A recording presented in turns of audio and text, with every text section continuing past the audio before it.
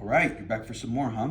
So, we're covering chapter 14 this time. This is over on page 155, and we're discussing drugs for anxiety and drugs for sleep disorders.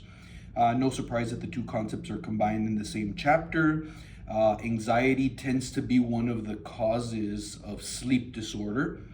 But remember, sleep disorder can go both ways. You can have insomnia and not sleep enough, or have narcolepsy and now you're falling asleep at all the wrong times. So I can see why the same drugs that we give for anxiety are similar to the drugs that we would give for insomnia in some cases, but there are lots of choices. So we would give something to sedate you to get you to sleep, but if you're falling asleep at all the wrong times, we'll probably give you a stimulant during daytime hours to keep you awake so that you can fall asleep at night. We'll get into all of those gradually. This is a great chapter. It's kind of one of my favorite chapters as well. If you look over on page 155 near the top where it says drugs at a glance, so you can see what type of drugs that we're going to be discussing here. There are the benzos. Benzos tend to be sedative effect. So benzos bring you down. A very common popular benzo would be Xanax, which is alprazolam. We'll talk about that one and several others as well. Main thing to remember from the last exam, naloxone, which is Narcan, does not work for benzo overdose. Benzo overdose is going to be flumazenil, which is also known as romazicon. You have a drug template you did on it, so you should have gotten your questions right on that, right? Because you did a whole drug template on it. That's one category of drugs that we're going to be looking at for both anxiety and for sleep. Those are your benzos. The next category says they're antidepressants, but there's more than one classification of antidepressants. We're going to focus on what's known as the selective serotonin reuptake inhibitors, which is SSRI, and we'll get to those in just a few minutes as well. So we're going to look at benzos, antidepressants, but specifically SSRIs. Then there's some miscellaneous, look at that word, anxiolytic. Remember the word lysis? Like parasympatholytic, lysis, break apart. So the term anxiolytic is a drug that breaks apart your anxiety. So anti-anxiety drugs specifically that are designed for restlessness, but are not necessarily benzos. So it gets a little confusing, but we'll break it down. There's also a little bit of a conversation about barbiturates. Those tend to be more popular, more for seizure disorder. And you'll see how this chapter 14 bleeds into chapter 15, which is seizure disorders, because a lot of the benzos that we use for anxiety and sleep are also some of the same drugs that we use for seizure disorder. And in fact, some of the drugs we're going to look at are going to be in both chapters. So we're technically covering 14 and 15 a little bit, or introducing 15 while we're covering chapter 14. Make sense? So we're just priming the tubing, but let's start the conversation, shall we? Whoops, there goes my pen. Page 156. Up at the very top, anxiety disorders. These are, it's a mental health disorder. But again, some anxiety is normal. Not all anxiety is bad. For example, when they say situational anxiety, it's reasonable if it's going to motivate you and keep you to do something. For example, you're probably anxious about the next exam. That's eustress. That's good stress. Distress is bad stress. Eustress, that's eustress, eustress, like euphoria. Eustress, good stress. Good stress will make you look both ways before you cross the street. Good stress will get you to study because you're going to fail the exam. Yeah, good stress will get you to put gas in the car because it's about to run out, and if it runs out, you're gonna have to push the car instead. So you have that anxiety that I'm running out of gas, so I better go put fuel in the car. See, that's eustress. That's good stress. That's the type of stress that keeps you in line and keeps you functioning and keeps you safe. Distress is when the stress is unreasonable. Distress interferes with ADLs. Does anybody know what ADL stands for? Yeah, activities of daily living. If activities of daily living are being affected, now the mental health behavior is a problem. So anxiety is not a problem until it interferes with your role responsibilities as a father, as a mother, as a student. Now the stress is a problem. So now the stress is so bad that you're not bathing, you're not getting out of bed, you're not showing up to work. Now you lost your job. Now you're going to be home. Now it's a problem. Do you see that? So we got to get distress under control. But we're going to just talk about the whole concept as anxiety, but just keep that in mind that anxiety can be good, eustress. Anxiety can be bad, distress. And the key thing is that once it interferes with your activities of daily living and your role responsibilities, now we need to do something about it. And when we say do something about it, there's non-pharmacological, so yoga, relaxation, prayer, exercise, stop drinking caffeine, non-pharmacologic. And then there's the pharmacologic. That can be recreational drugs, marijuana, alcohol. I drink because I'm anxious. You see that? And then there's the prescription, then there's the over-the-counter CAM, right? Because there are some things you can take over-the-counter to help you relax. Like, I don't know, valerian root? What was valerian root for? Yeah, it was for sleep. You see that? Do you see how the chapters build on each other? Anyways, what was my thought process going? Or the other thing that you can use is then the prescription drugs that are for anxiety. And no wonder you have insomnia. It's all that anxiety you have. Does that make sense? So look over on page 156. It says anxiety disorders are the most common mental health illness encountered in clinical practice. Again, once it affects the activities of daily living and role responsibilities, now we need to access the healthcare system to do something about this. Look at under there, it says the definition of anxiety. It is a state of apprehension, tension, uneasiness resulting from imminent, which means it's actual danger, or perceived danger, the source of which is largely unknown. It is believed that the lack of a neurotransmitter or it being in low amounts causes anxiety. And now we talked about neurotransmitters in the previous chapters. We talked about epinephrine and its twin brother, norepinephrine. And then we also talked about acetylcholine. So those are two neurotransmitters we talked about having to do with the sympathetic and the parasympathetic nervous system. The neurotransmitter that we're talking about now for anxiety is going to be a neurotransmitter known as GABA. G-A-B-A, not GABA, no, just GABA, G-A-B-A. It's a long word, but GABA pretty much is a neurotransmitter that when you have it, you know how the first neuron and the second one, epinephrine, acetylcholine, well now GABA. When gabapentin crosses to the next neuron, it calms the brain. Like I like to think of gabapentin like the instructor in a classroom. If the instructor's not in the classroom, all the students are jumping up and down and going crazy. That's anxiety. As soon as the instructor walks in, GABA, all the students take their seat and calm down. Does that make sense?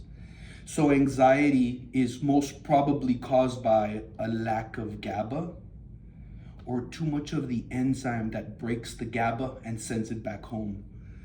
You see that? So, but most of the drugs with benzos, what they do, benzos increase GABA. Benzos take the place of GABA at the receptor site and induce a calming effect, like the teacher walking into a classroom. Does that make sense? Look over, we continue a little bit further down, 14.1, page 156. It says, the second paragraph, not all anxiety requires the use of pharmacotherapy. For example, the common anxiety expressed by people faced with stressful environment is called situational anxiety. But look at what it says. To a degree, situational anxiety is beneficial. Eustress. Because it motivates people to promptly accomplish tasks, if for no other reason than to eliminate the source of the nervousness. So it's going to motivate you to study for the test.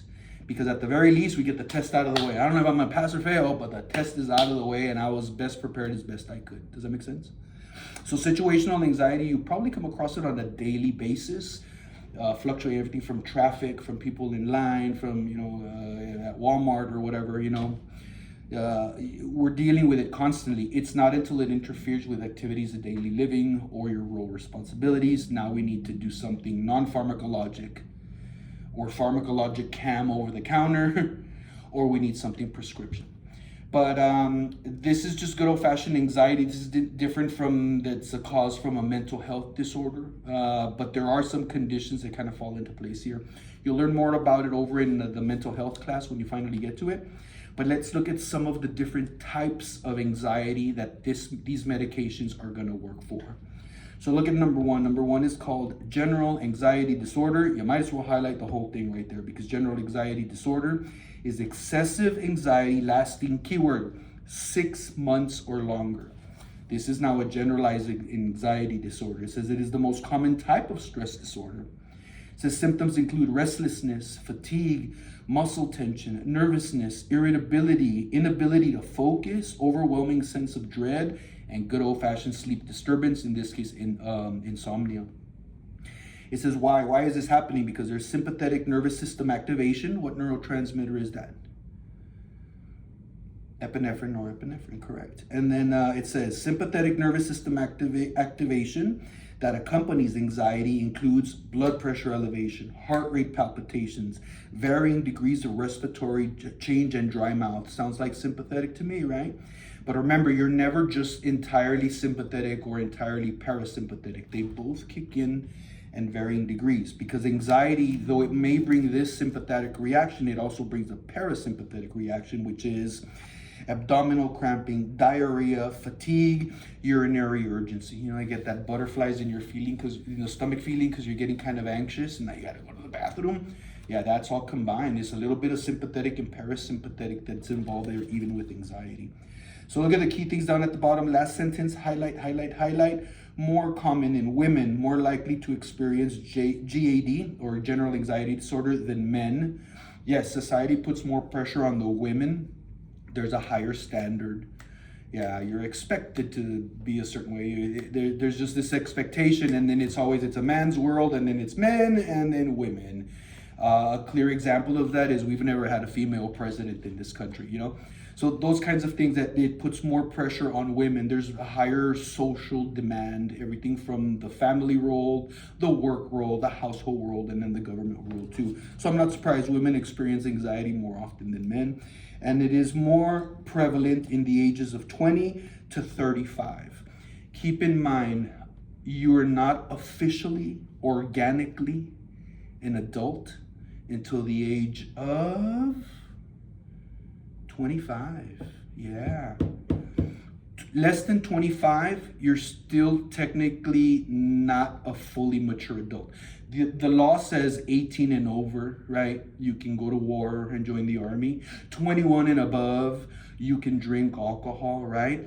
But in biology, it's not until the age of 25 that you're a fully mature adult. Because at the age of 25 is when the frontal lobes finish developing. Frontal lobes are decision making, which is why young people make irrational decisions more often than an older person. But I've seen some old people act the fool too, right? Either way, second type of anxiety disorder, panic disorder. It says panic disorder is a type of anxiety characterized by intense feelings of immediate apprehension, fearfulness, terror, and I mean like terror, impending doom, accompanied by increased autonomic nervous system activity. Think palpitations, respirations, I can't breathe, I'm getting anxious. You see that? A panic attack. Look at what it says, highlight, highlight, highlight. Usually lasts 10 minutes. General anxiety disorder was what? 6 months, was it? Or was it 6 months? But panic disorder is gonna be, usually lasts 10 minutes. Patients may describe it as seemingly endless. Highlight, highlight. Present with at least 1 month of ongoing fear about experiencing subsequent episodes. So this is how you get diagnosed with panic disorder. The patient must present with at least 1 month of ongoing panic attacks. For a whole month, you've been having these over and over. You see that? So that's a little bit different from the next one, which is called social anxiety disorder. I'm seeing this happen with a lot of young people ever since COVID. So COVID, for the young people that they were still in their developmental stages of school, and then they got sent home, and now you're not interacting with other kids, and now your windows of opportunity in social development are closing. And so now that everything returned back to normal, those kids lost out on a lot of those important interactions at that age group. So now they're turning into weirdo kids that can't interact with the public. You can't ask them to get down and pay for, in the store. Here, just get down real quick and get a bottle of soda pop or something, because no, they have to interact with somebody. So there's more of this social anxiety disorder now with young people, especially with COVID. It says social phobia is persistent and unreasonable fear because you're going to be judged, you're being ridiculed, I'm embarrassed by others that can interfere with this will interfere with their relationships, their daily routines, their ability to function at work, at school, and other social events. So the social awkwardness, I see it more and more in some of these young people, and then this is contributing to it. Because instead of a lot of face-to-face interaction, which is needed in order for you to develop your social skills, this is interfering with it, and this ain't going anywhere. So it's just gonna be a new world. I'm older, I'm on my way out. This is for you to deal with as nurses, right? So look at the next one. It says the thought of performing and public speaking. Highlight. It is the number one fear in the United States. That's right. Public speaking. In fact, if there's some people that are so afraid of public speaking, but they have to give a speech, the doctor will prescribe them just one pill of a beta blocker and take it 30 minutes before your speech, and you won't get nervous and it won't let your heart rate go higher so you can deliver your speech. But the number one fear in the United States has been for a while is public speaking. That says a lot about our country, right? The other side of the world is like, oh, they're chopping heads off. And over here it's like, oh, I have to give a speech. So we are kind of privileged. We are in the more privileged part of the world where public speaking is the number one fear, right?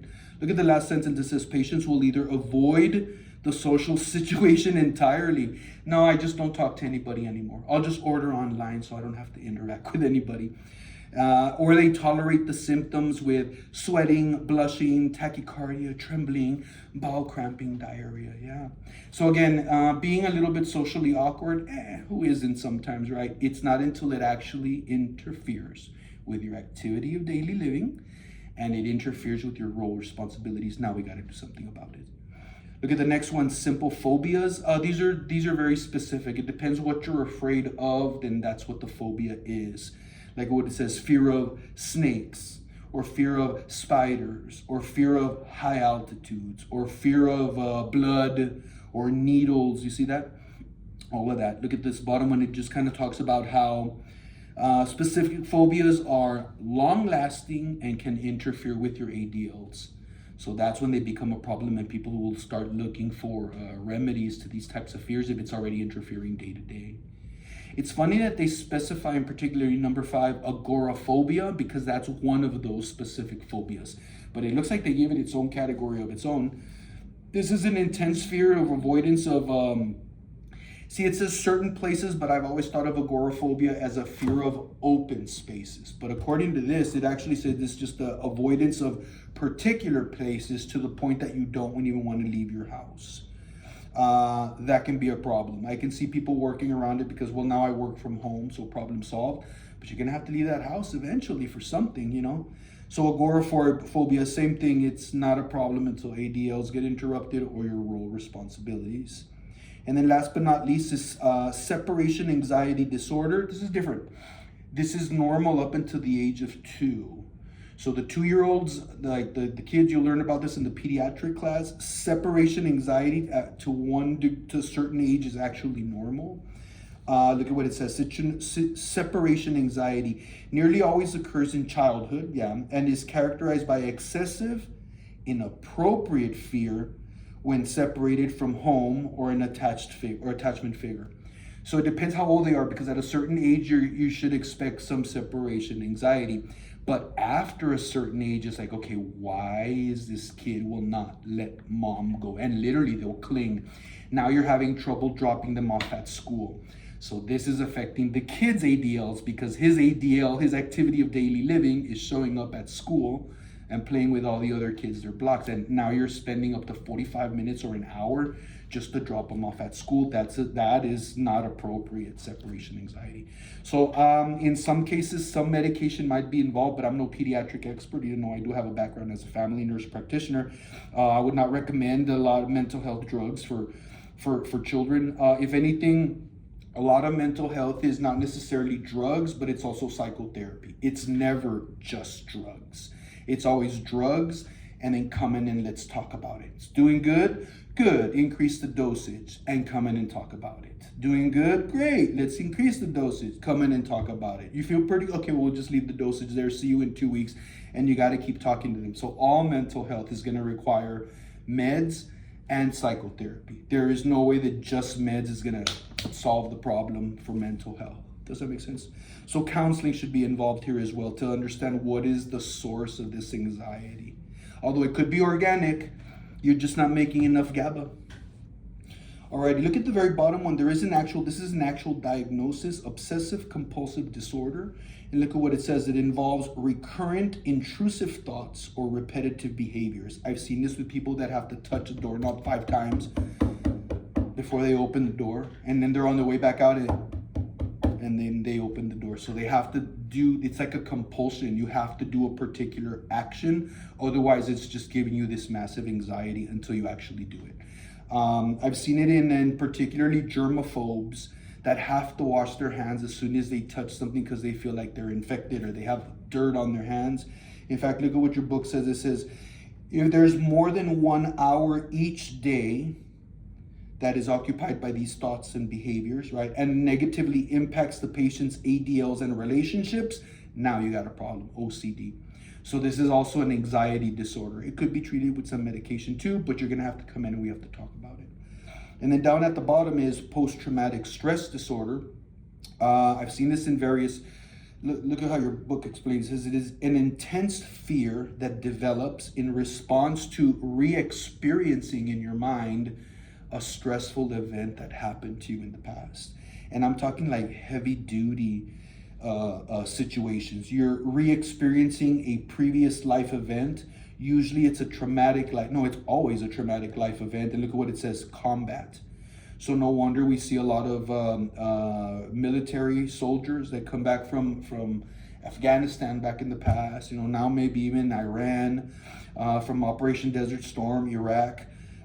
They come back with post-traumatic stress disorder from combat, from seeing actual death and war. Look at the other one, physical and sexual abuse as well.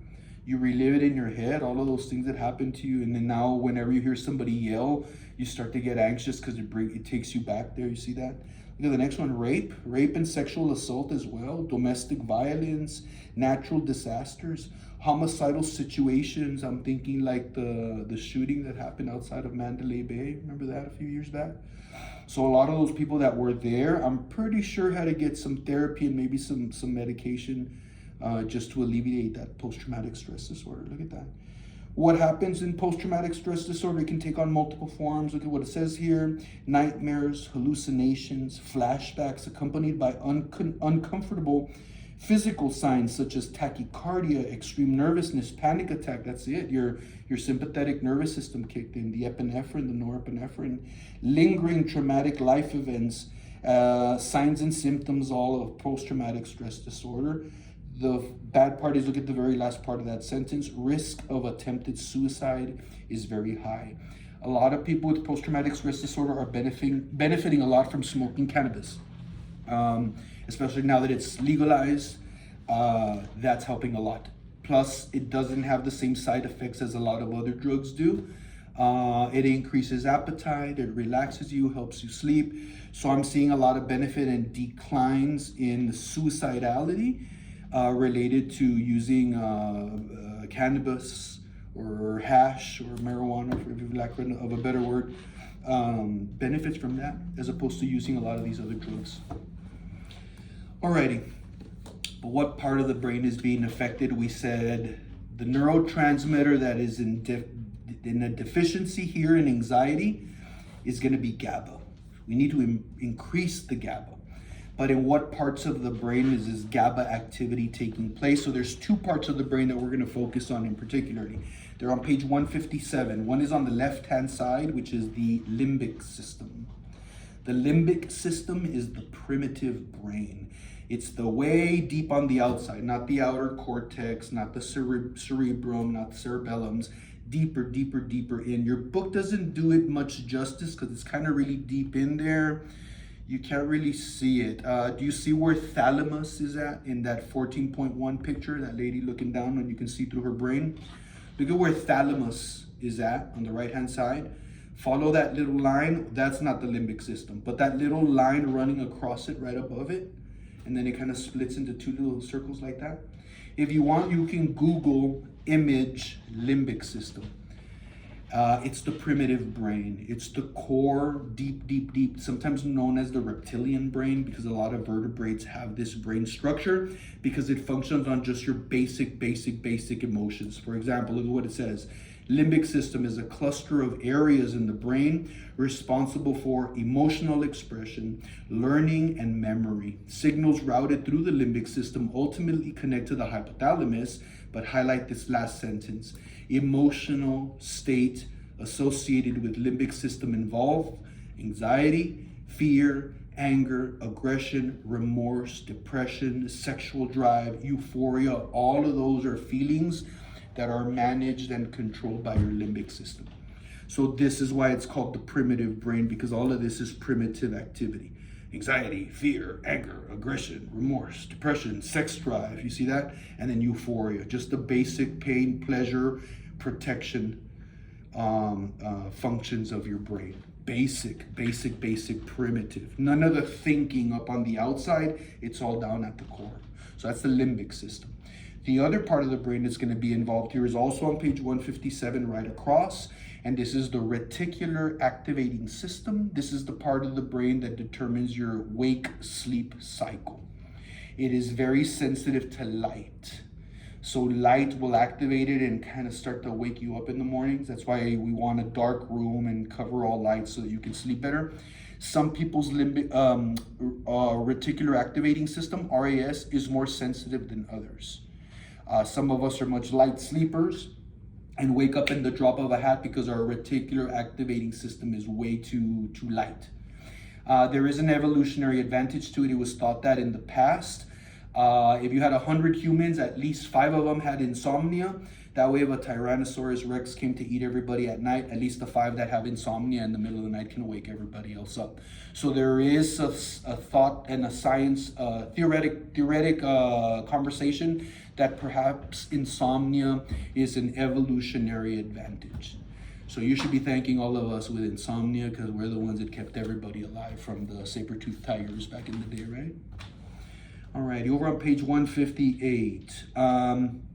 Look at that Pharm facts up at the very top. Highlight the third bullet point where it says, anxiety disorders, a fact about 32% of children between the ages of 13 and 18. I expect for this number to go up because of body image disturbance, social anxiety disorders, social media, peer pressure, those types of things. The modern world is getting more stressful the more technological that it gets, not really for the adults, but more for the young people. So they're having to adapt to technology at a much younger age than most of us did. Well, me, not you guys. You guys are a lot younger than I am.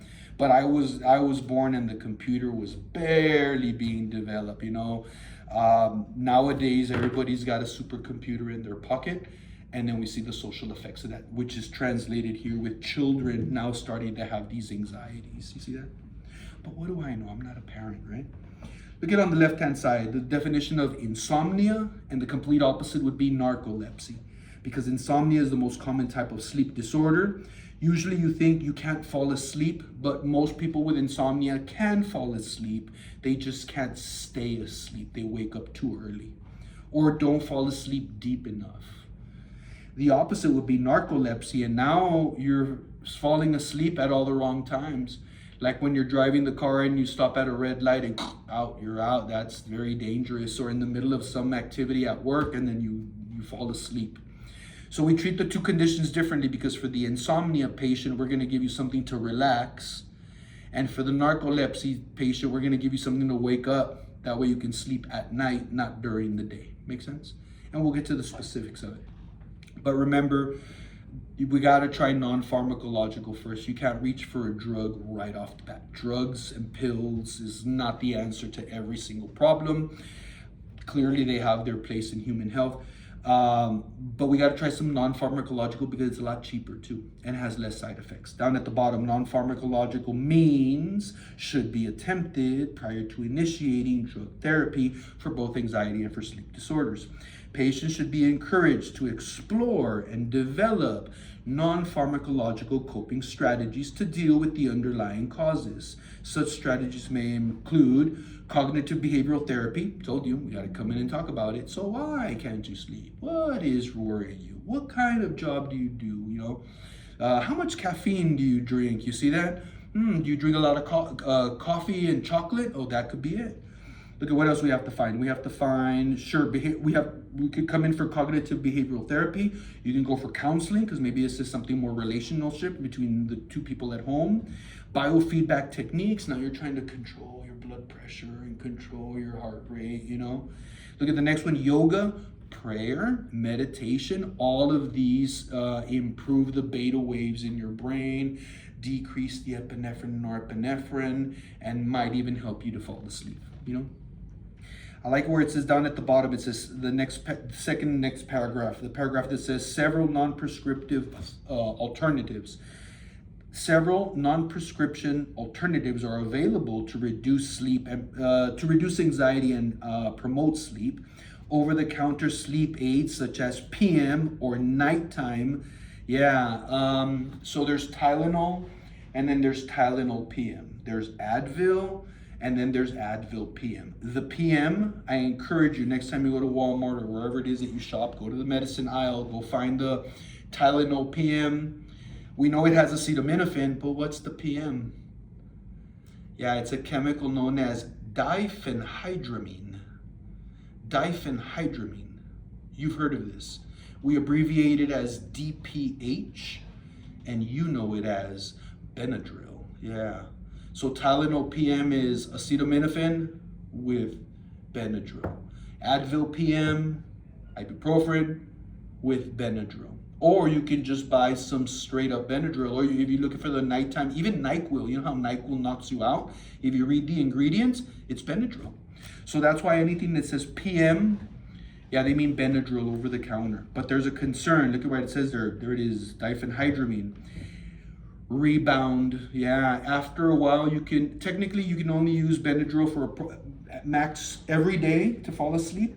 2 weeks. After 2 weeks, it's going to do the opposite, and it's going to keep you wide awake because your body is starting to develop strategies to counteract this foreign substance that is not supposed to be in your body. So Benadryl will work for approximately 2 weeks, and after that, it's going to do the complete opposite. And now you're fully wide awake, but not conscious, but semi-conscious, and it's just a weird feeling, and then you don't get any rest. So you can use it short term. If it's going to be longer than that, you're going to need something prescription. The other option in here is melatonin, also over the counter. Way too much overuse of it is also bad. You will throw off your own melatonin from being produced, and that too can either build a tolerance or starts to give you these weird effects also. So both melatonin and DPH, diphenhydramine, Benadryl, short term, 2 weeks tops. After that, we need something else. You see that? But down at the bottom, look at what it says. The 3 primary classes of drugs that we are going to use for treating insomnia is right there, highlight. Benzodiazepines, antidepressants, and non-benzodiazepines. Those are the main 3, and that's what we're going to talk about as well. There is another strategy that they say about helping to fall asleep. Get the TV, computer, electronics out of the bedroom.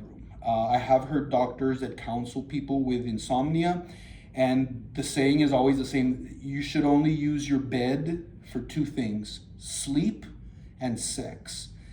Everything else, you get out of the bed. Don't sit in bed to watch TV. You're training your brain that this area is not necessarily just for sleep. You can watch TV here. Don't do schoolwork while sitting in bed. Don't be on the laptop while you're in bed. Don't have your cell phone and sitting in bed. That way you train your brain that the bed is only for 2 things, and that's sleep and sex. Get the TV out of the bedroom. Have it in the living room, and when you're done watching TV and it's time to go to bed, you go to your room and you go to bed. So that's another strategy that I've heard that's very popular. Get all electronics and only use the bed for those 2 reasons. But we're going to need some drugs here, and those are the three main classifications of drugs that we're going to be talking about: benzos, antidepressants, but specifically which antidepressants? Selective serotonin reuptake inhibitors, SSRIs. And I'll show you which ones. And then the non-benzo. So there's a benzo and then a non-benzo. It acts like a benzo, but it's not a benzo. You'll see. All righty, we keep reading, right? 159, left-hand side. Long-term use of sleep medication can worsen insomnia, and some of these medications cause physical and psychological dependence. If it's going to cause physical and psychological dependence, it's probably a scheduled drug. Is it a Schedule 1? No, because nobody prescribes Schedule 1. But it could be a 2, 3, or 4, or 5, right? All right. We keep reading, and it says, patients may experience, there it is, rebound insomnia. Any medication, if you use it long enough, it's going to rebound for insomnia. Diphenhydramine as well, more than 2 weeks, you're going to get an opposite effect altogether. So you got to be careful. Make sense? It's always for short term. Let's see what we have here. There it is. Look at the sleep hygiene interventions for adults. Sleep hygiene, things that you do every single time the same way to get your brain to think, oh, we're going to bed because we're already taking a shower. We always take a shower before bed or whatever. You have to have a routine and train your brain that that's the routine. And now we're progressively getting ready for bed. Look at what it says here. First bullet point, go to bed at the same time each night. Get up at the same time each day. So it's to regulate. You see that? Regulate your RAS. Look at the next bullet point. Make sure that the room is quiet, dark, relaxing, comfortable temperature, cool. The cooler the temperature is, the more your metabolism kind of slows down and it gets you to stay asleep for a little bit longer, right? Look at the next bullet point. There it is. Sleep and sex. That's it. That's the only thing you should do in the bedroom. No TV, no computer, no smartphones. Get them all out of the bedroom altogether. Look at the next one. Avoid very large meals right before bedtime. Avoid caffeine before bedtime. Avoid alcohol. At the beginning, alcohol might help you go to sleep, but the same thing. After a few times, 1 to 2 weeks, you're going to get a rebound effect, and then you're going to be awake instead of falling asleep. It interrupts. It doesn't let your RAS function properly to rest. And then the last one is exercise. You want some exercise during normal hours, but you don't want heavy exercise right before bedtime. It'll get your adrenaline going, and then you can't fall asleep. So all of that is good for sleep hygiene. Make it a sleep hygiene question, right? But we got to talk about some drugs. And the drugs in themselves, fancy word, anxiolytic. It breaks apart anxiety. Anxiolytics. That's the whole classification of drugs. All drugs for anxiety are anxiolytics, but there are many different classifications of anxiolytics. Don't get confused. Look at the top of page 159, because we have a sedative, we have a hypnotic, and then we have a sedative hypnotic. Oh, wonderful, right? How confusing. So a sedative, look at what it says. Where is it? Sedative at the top. Medications that depress the central nervous system are sometimes called sedatives because of their ability to sedate or relax. It's not going to put you to sleep. It's just going to relax you. That's a sedative. Because if it actually puts you to sleep, then it's a hypnotic. It says hypnotics have the ability to induce sleep. Relax you, sedative. Put you to sleep, hypnotic. But if a sedative is given in a high amount, and it can put you to sleep, then it's called a sedative hypnotic. A little confusing, I know. We don't use the word tranquilizer anymore. That's an old school term. They have it in here because people still use the word, but in the books, we don't say tranquilizer anymore. We say sedative, hypnotic, or sedative hypnotic. I won't be confusing with the different types of drugs that are either of those three, but you should know the difference of what that means. A sedative will relax you. A hypnotic will make you fall asleep. And a sedative hypnotic will relax you in low amounts, but it'll knock you out if you take enough of it. You good? All right, hang in there. Look at the next paragraph right there, page 159 up at the top, right-hand side. Second paragraph from the top, talking about many central nervous system depressants cause physical and psychological dependence. Those are the scheduled drugs. So at the same time, the withdrawal syndrome from some of these drugs can highlight life-threatening neurological reactions, including fever, psychosis, seizures, withdrawal symptoms, increased heart rate, lower blood pressure, loss of appetite, muscle cramping. This sounds miserable, miserable, miserable. Classic benzo withdrawal. If you're addicted to an opioid like heroin, you can just stop doing heroin and you're gonna go through a small, short withdrawal, but you're gonna be fine. It's gonna be really uncomfortable, but you'll be fine.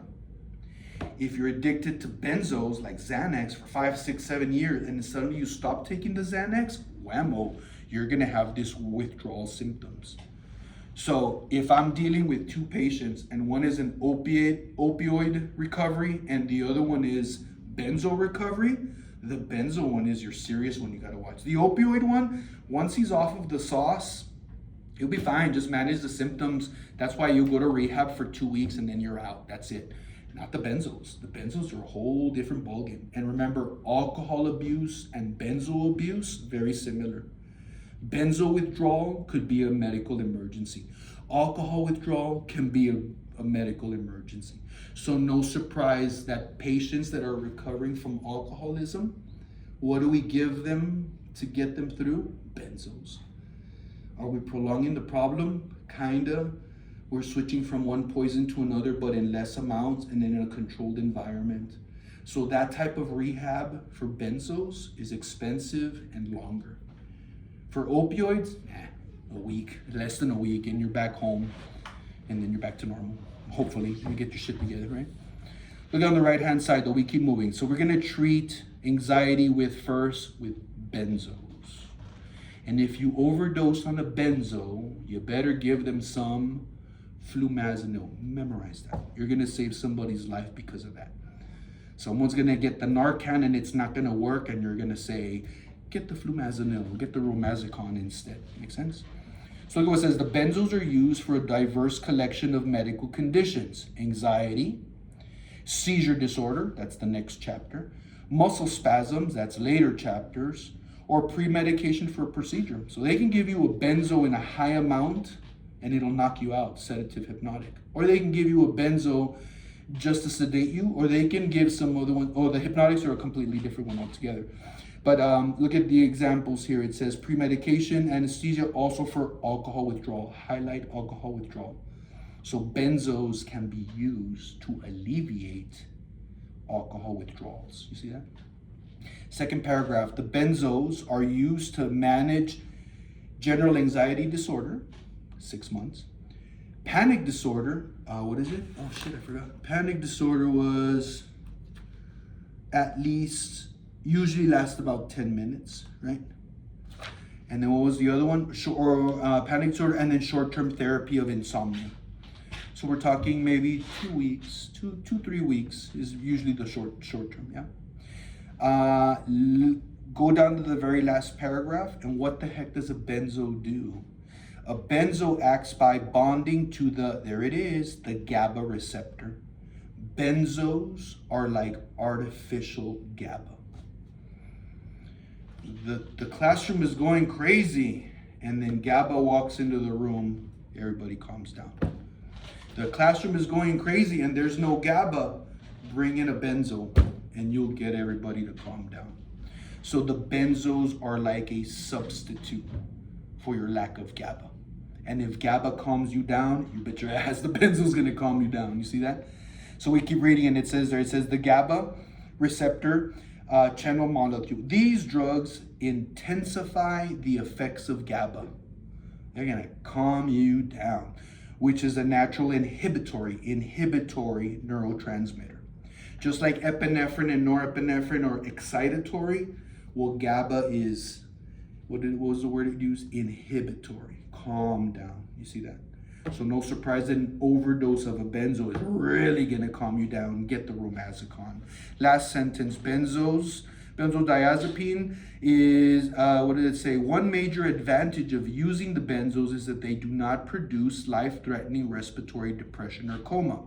They won't kill you while you're on them, but they'll kill you while you're withdrawing from their abuse. How about that, right? Turn the page and it says death from overdose is unlikely unless the benzo has been taken in large quantities and in combination with something else that will also inhibit, like alcohol. So whiskey and benzos is a life-threatening emergency. You see that? Just like benzo withdrawal can be also a medical emergency. Make sense? Look at that, just a couple sentences of that next paragraph. It says, most benzos are given orally, but some can be given parenterally, and they take effect quick. What does parenteral mean? You're gonna need a needle. So IM, IV, if you need a needle, it's parenteral. So again, we're saying most of them are given oral, but if you give them parenterally, careful because of their rapid sedation onset, and now you really could cause respiratory depression. So PO benzos is hard to kill yourself on unless you take a lot of them on purpose, but the parenteral benzos could cause respiratory depression. You gotta check on respirations when you give parenteral or IV benzos. Check the respirations every 5 to 15 minutes until you make sure that the patient is stable. Keep oxygen handy. Keep suction equipment ready to go just in case of an emergency, yeah? So look at the benzos we're gonna focus on at the very top of page 160, table 14.1. I want you to highlight the very first one, even though it doesn't have a red pill, because this is one of the most common one that is being used and abused. I think the cool kids are still doing this, are they? Alprazolam, also known as Xanax. You need to understand, Xanax is a benzo, and Xanax overdose is gonna require flumazenil or romazicon. Keep in mind, Xanax comes in 0.25. 0.25 is the standard dose of Xanax. 0.50 is a hefty dose. Oh, that's a hefty dose. 0.75, woo, you're gonna have some amnesia. You're not even gonna remember the day, you know? And then, so 1 milligram, that's the good old-fashioned Xanny bar. 1 milligram of Xanax is a hell of a lot of Xanax. I've heard of people abusing up to 6 milligrams of Xanax. 6 milligrams a day when the average dose is 0.25. Make sense? So just so you know, when you hear Xanny bar, that's what the kids call them. It's because it comes in a bar. Let me draw you one. Where is it? It kind of looks like this, like that. So the whole thing is the pill. That's 1 milligram, but it's scored so you can break it into 4 different pieces. So you can get 0.25, 0.25, 0.25, 0.25 out of 1 Xanny bar. The whole thing is 1 milligram, and that's a hell of a lot of Xanax.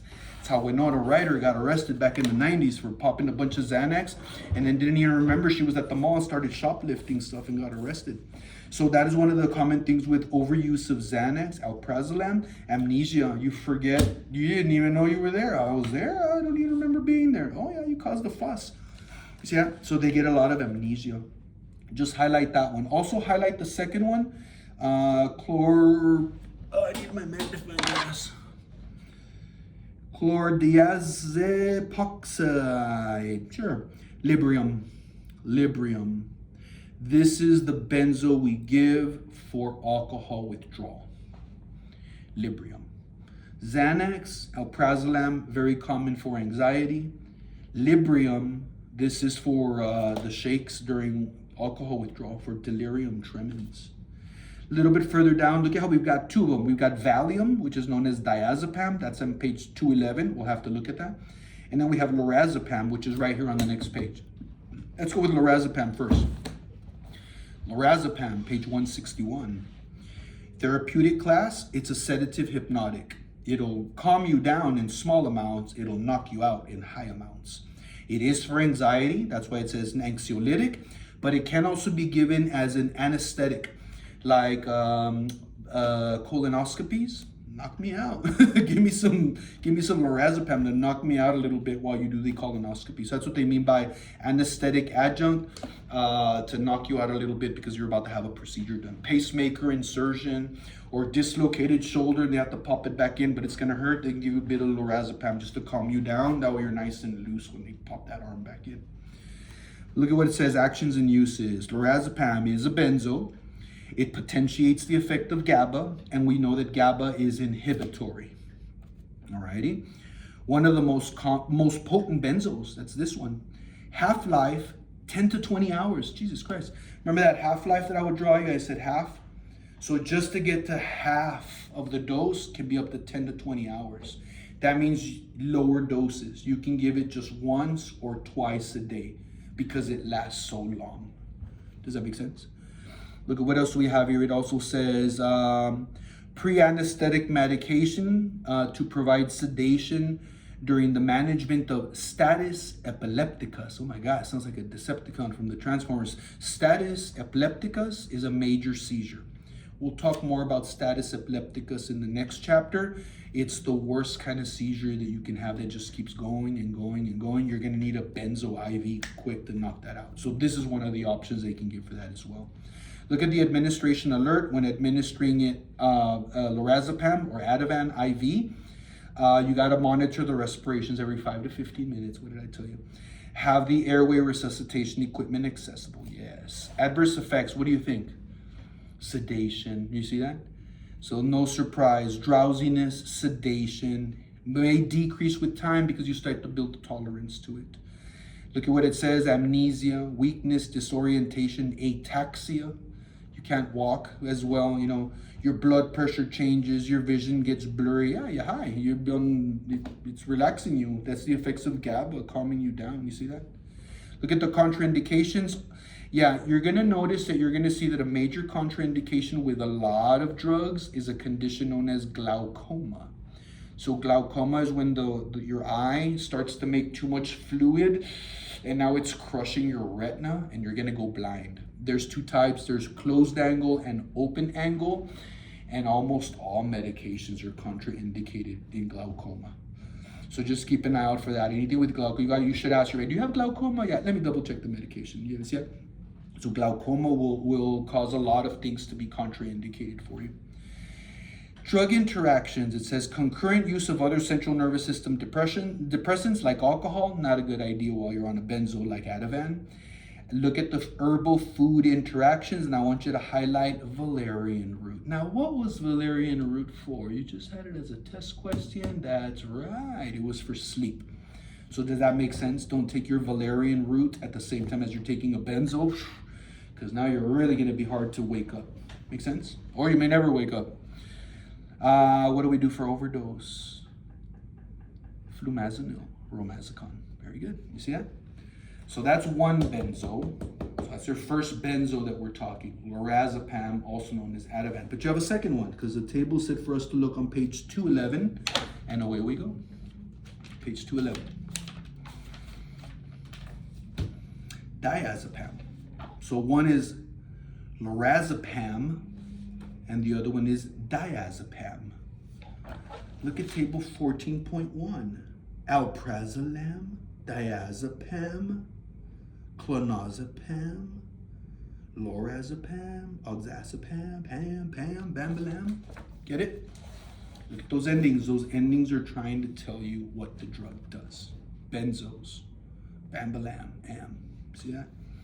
So diazepam this time, page 211. What did it say? Therapeutic class, anti-seizure drug. Pharmacological class, it is a benzo and it increases GABA. It is a GABA receptor agonist. Do you see why it was so important for you to learn the term agonist and antagonist in exam 1? And those that got it wrong, I included it in exam 2 because we're building on it. Expect that. Everything keeps building on each other all the way to the end of Pharm 2. What else do we have? So for this drug, same thing, anti-seizure drug, primary indicated diazepam is for status epilepticus. We're back to that. So either or can be given for seizures, but we're not talking seizures yet. We're talking anxiety and insomnia. What else? It says, may also be useful to prevent seizures during an acute phase of alcohol or benzo withdrawal. This drug can help. Hair of the dog. You see that? So even coming off of benzos, they have to give you a little bit of benzos. You don't stop Xanax after 4 years from one day to the next. You go from one Xanny bar to 3/4 to half to one to eventually come off. And then if you're having an episode, give you a little bit of diazepam to control the symptoms and then monitor. So do you see why benzo rehab is more expensive and complicated than opioid rehab? What else do we have here? Therapeutic effects may take up to 1 to 2 weeks, and you will build a tolerance after 4 weeks. So this should all be short term. You never want to be on benzos for the rest of your life. Administration alert for IV, same thing. Monitor respirations every 5 to 15 minutes. So we agree, all benzos that are IV parenteral, monitor respirations every 5 to 15 minutes. And if you keep reading, all benzos, tolerance and dependency. All benzos are scheduled drugs. All benzos contraindicated with shock, coma, depressed vital signs, obviously, glaucoma, no benzos. Drug-drug interactions, don't take it with some alcohol and don't take it with another benzo. Herbal interaction, back to valerian root. Look at your treatment for overdose, back to romazicon. So it doesn't matter which benzo I mention on a test. It's the same. You just have to recognize this is a benzo and all of the same rules apply to all the benzos. Do you get it? And we just discussed 2. Diazepam, lorazepam, and I make sure that you know alprazolam as well. You good? Look at the very bottom of that table, 14.1 on page 160. The other 2 that are for insomnia, I just want you to highlight those last 2, temazepam and triazolam. Restoril and Halcyon. These are 2 common medications for insomnia in the hospital. Temazepam, I see it used with older adults, either 15 or 30 milligrams HS. What does HS mean? I want you to give this temazepam, Restoril, 15 milligrams HS at the hour of sleep. Yeah. And the other one is triazolam, Halcyon. This one's wonderful because you can mix it in food. So when you're trying to sneak in a benzo with somebody who's being difficult, like a mental health patient or somebody going through withdrawals, you can crush it into some applesauce and put it in a spoonful. They won't even taste it. So that's the nice thing about Halcyon. You can mix it in food and you can give it to a patient. In there. Alrighty. So that's your benzos. Back to page 160. Right-hand side, treating anxiety and insomnia with antidepressants. But I said there's different types of antidepressants. Look on page 161, down at the bottom. 3 bullet points. SSRIs, that's our focus. Later, we'll talk about the atypical antidepressants, which won't make sense unless I mention the typical ones. So we'll get there later. And then you have tricyclic antidepressants, where they're not used too often, really for anxiety and insomnia. Those are used more for secondary choice when SSRIs don't work for depression. But this is not the depression chapter. The point is, ain't that weird how you can use an antidepressant to treat anxiety, an antidepressant to treat insomnia? Not everybody, but for some people, SSRIs work. So you know how I told you that you have the neurotransmitter epinephrine and norepinephrine, right? And then we obviously know our acetylcholine, that's sympathetic and parasympathetic. We were just talking about GABA, which is the one for seizures and also for anxiety, right? What the SSRIs do is they increase the neurotransmitter known as sera. I don't even know how to spell serotonin. Where is it?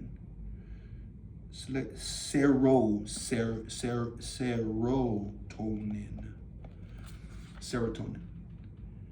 So where GABA, right, you have 2 neurons. When GABA hits the second neuron, it calms it down. When serotonin hits the second nerve, it increases happiness. Serotonin is the happiness neurotransmitter.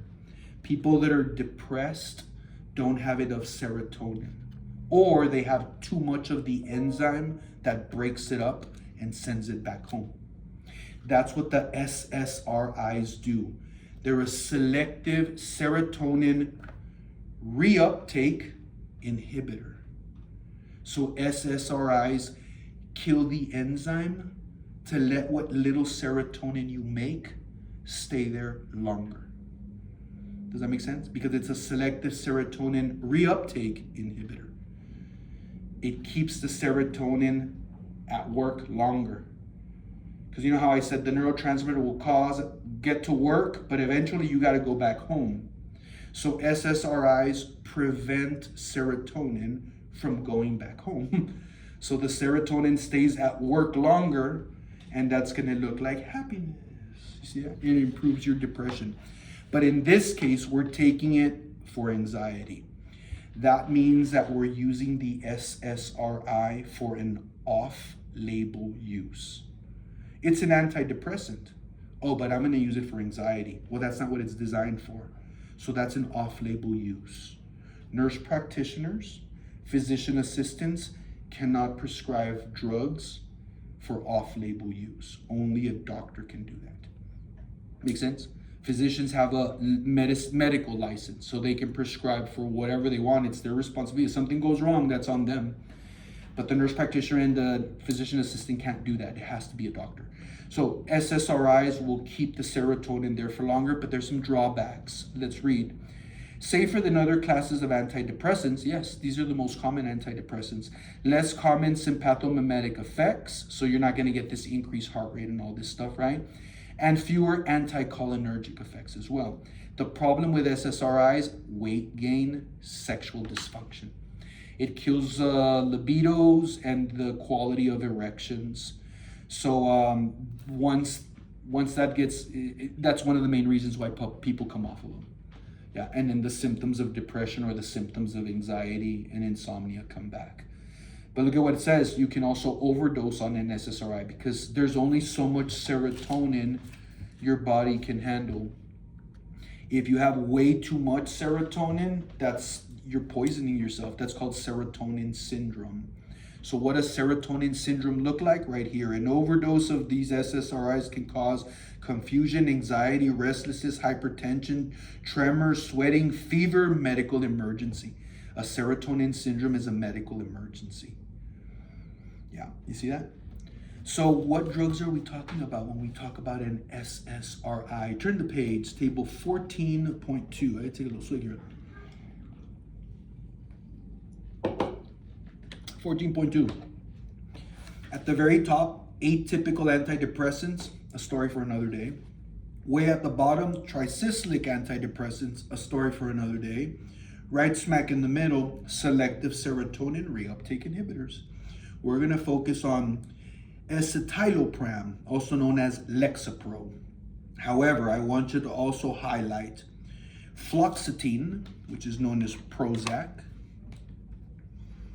I want you to highlight Paxil, which is paroxetine. And then there's the super duper duper popular Zoloft, sertraline. The only one that has a different ending is Lexapro with its escitalopram.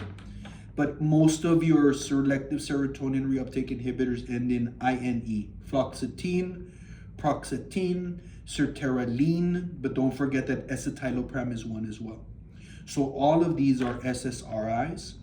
All of these are antidepressant. Zoloft is very light and it's very common with elderly. I bet your grandma or your grandpa is probably on a little bit of Zoloft or a little bit of Paxil, but usually Zoloft is the one of choice. We're going to focus on Lexapro. Before I talk about Lexapro in itself, keep this in mind. SSRIs are contraindicated for people that are under the age of 25. SSRIs, antidepressants, not for pediatric, not for adolescent, not for young adult. What is a young adult? Under 25. They will become suicidal. Yes, you will cause suicidality. Let that sink in. You bet that's a test question and an NCLEX question. The registered nurse should know that young adults, pediatric, and children are never to take SSRIs unless very carefully prescribed and monitored by a physician. Super duper rare because it will make you suicidal. In fact, even in some adults, you could be so depressed, you're even too depressed to kill yourself. And they give you a little antidepressant and they cheered you up enough to commit the act. You see that? So again, you can't just give a pill. You got to come in and talk about it. Does that make sense? So look at what it says. Escitalopram, also known as Lexapro antidepressant. It is an anxiolytic. We're talking about its anxiolytic properties, but it is technically supposed to be just an antidepressant. This is an off-label use. Look at the Pharm class. It is a selective serotonin reuptake inhibitor. It increases your serotonin levels, which means it's going to increase the feelings of well-being and happiness and stuff. You see that? Actions and uses: increases the availability of serotonin. We said that. Where? At the postsynaptic cleft. Serotonin reuptake results in antidepressant activity. Happy, cheery, talkative, awake, participating, involved. You see that? Without the production of any symptoms of sympathomimetic or anticholinergic activity. That's great. So it increases your serotonin. It does nothing for the epinephrine, norepinephrine, or the acetylcholine or the GABA. Just the serotonin, right? That's your biggest concern. Adverse effect: all antidepressants are going to give you a little bit of insomnia at the beginning. Yeah. All antidepressants, it's going to take about 2 weeks before you actually start seeing some results, but you got to come in and talk about it. Look at your black box warning. Test question: antidepressants increase the risk of suicidal ideation and behavior in children, adolescents, young adults. With major depressive disorder or not. I've seen it in both. Yeah, it increases suicidality. So should a young person, or maybe they just turned 25 and they're putting them on it, I'd have a conversation with the family. Keep an eye on him to see if he's talking dark, starting to get negative, starting to not enjoy the things that they usually enjoy. See that? Look at the drug-drug interactions. Don't take anything that's going to increase your serotonin along with escitalopram or an SSRI. So don't take a double dose because, hey, if one pill makes me happy, then 2 pills will make me even happier. You're going to give yourself serotonin syndrome, and that's a medical emergency. Was there an over-the-counter that you can take that'll increase your serotonin? I do believe I called it the poor man's Prozac. Herbal food interaction: highlight St. John's wort. Any SSRI and St. John's wort, you're going to end up with serotonin syndrome. So yeah. How about overdose? There is no specific treatment for overdose. Treat the symptoms, and that's it. Hope they come out on the other side. So this is the only SSRI we're going to focus on, escitalopram, but you should be familiar with fluoxetine, Prozac, paroxetine, Paxil, and sertraline, Zoloft, because these are the common ones. And the same thing apply for all of them. Not for young adults, not for children, not for adolescents. You good? Okay. So we can treat anxiety with benzos. We can treat anxiety with SSRIs. And the third one was non-benzos. They function like benzo. You're going to get the same reaction as a benzo, but it's not a benzo. So I'm only going to add one just to not confuse you. Look at page 163, table 14.3, right there with the red pill, zolpidem, also known as Ambien. Yeah, this is more so for sleep. Ambien. Turn the page and there it is. Zolpidem, Ambien, sedative hypnotic, but it is a non-benzo. You see that? It is a GABA receptor agonist, so it just like benzos give you more GABA, this one also gives you more GABA, but it's not a benzo. It's a non-benzo. And it's the only one we're going to focus on, zolpidem, which is Ambien. You see that? Look at its actions and uses. Acts in a similar way to GABA-mediated central nervous system depressants. And a little bit further down, it's for short-term insomnia.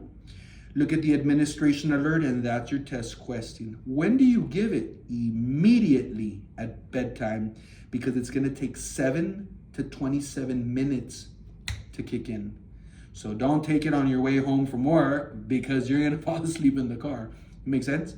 So literally get all your sleep hygiene out of the way, get in bed, pop it, drink it, and then go lay down, because in 7 to 27 minutes, you're gonna knock out. That sounds wonderful. I sleep so bad. I would love some of that. Look at adverse effects, obviously dizziness, headache, drowsiness. Look at, warning, black box warning, that's a test question. Zolpidem is Schedule 4, controlled substance, which means physical dependency and psychological dependency, but more so the physical dependency. So you might get some withdrawals if you start abusing this for a long period of time and suddenly you come off of it.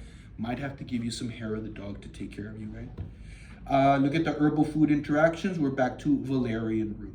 Just like valerian, don't mix it with a benzo, don't mix valerian with a non-benzo either. And then look at treatment for overdose. Recommended gastric lavage. But look at how interesting. Use flumazenil, romazicon, as a benzo receptor antagonist. Use of it may be helpful. I mean, try it, but it's probably not going to do the job. You're going to need the gastric lavage. So right there, what's the important skill you should know? Nasogastric tube. Yeah. So then you're going to throw in suction them out, and then activated charcoal, and then suction that out as well. You guys good? That's the only non-benzo. No problemo. Easy peasy, right? Over on page 165, I just want you to look where it says treatment for narcolepsy. Oh, there is the phenobarbital as well. I'm going to hold off on that one until we get to, this is a barbiturate. Let's discuss that real quick. So we said for anxiety, it's either the benzos, SSRIs, non-benzos. There are some other options. There is a thing called a barbiturate. Look at the table 14.4, but barbiturates are super old. We don't really use these drugs anymore because they have a lot of side effects. Your book discusses phenobarbital. They're better for use in seizure disorder, and because they're a cheap drug, patients that don't have good insurance or can't afford it, they're gonna go with these barbiturates for seizure disorder. So we'll discuss it in the next chapter, yeah? This one though, you also have the narcolepsy right there on page 165, and that's the opposite. Now you're falling asleep at all the wrong times. So we gotta do the opposite. We gotta give you a stimulant to keep you awake during the day, so that by the time it wears off, you're at home and it's nighttime, and then you can go to sleep. So look up at the top at the right-hand side on page 165, highlighting that second paragraph. The drug is known as modafinil, also known as Provigil. This is a sympathomimetic. It's an adrenergic. It wakes your ass up, see that? The other one is methylphenidate. Both of these can also be used in hyperactivity disorder. Funny, right? Because these are both uppers. In hyperactivity disorder, you're already up. Children, when you give children a stimulant, it does the opposite. It calms them down. So you might see some of these used even with some younger adults under the age of, I say children, but what I really mean is anybody under the age of 24. Not to insult anybody in the class. If you're under 24, I'm not saying you're a child. I'm just saying your frontal lobes haven't developed yet. So you're not fully mature, so you're going to react differently to some of these drugs. But those are the main two, modafinil and methylphenidate. They'll come up later when we start talking about some of the behavioral. But just so you know, they're in there. But our focus is going to be those three classes of drugs. These stimulants are effective at reducing daytime drowsiness and improving alertness, although the prescriber may be alert to their potential for abuse. Yeah, these definitely will get you addicted and have a physical dependency. It's kind of like you cure one problem, but now you caused another, yeah? All right, that's pretty much it for chapter 14. I know I went a little bit over, but I hope you enjoyed it. It's a good conversation there, and then see you in the next video. Bye.